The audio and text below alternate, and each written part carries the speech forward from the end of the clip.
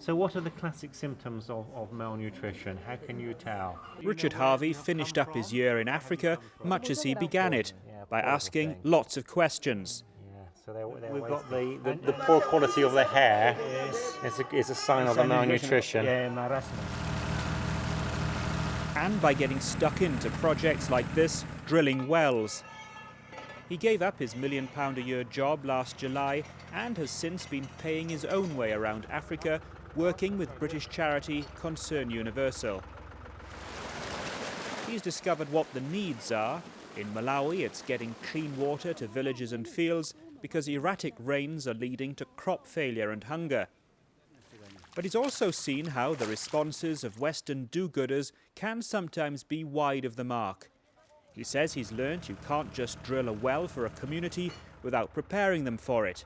There's 6 months of preparation.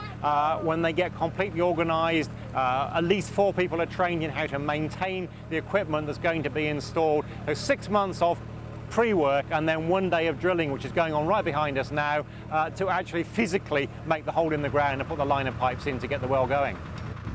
Richard Harvey has been in Africa at a time when the interest of private individuals in the continent has never been higher. Malawi alone is hosting charities funded by the Scottish entrepreneur Sir Tom Hunter, former President Clinton, and the financier Chris Hone. Richard Harvey's contribution, he hopes, will be working out how best all this new money and effort can be used, because mistakes are still being made. I mean, you see them all around you, and in many ways they're very obvious. You pass the disused pump, and quite often I've spoken to individuals here who in a very good-natured way have seen the community in need, rushed out, written a cheque and drilled a borehole in the ground, and then it's fallen into disuse, either because no one knew how to repair it, or because it was in the wrong place and it was causing disputes in the village, or a dozen different reasons because there was no fundamental ownership. And I still hear people talking about how many drugs they've delivered or how many injections they've given. That's not what you want to be measuring. Measuring inputs is a silly thing to do. We still do it all the time in the West. It's measuring the outputs that would make the difference.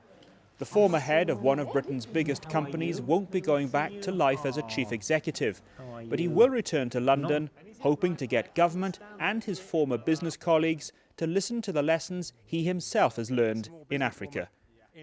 Gareth Jones, BBC News, Malawi.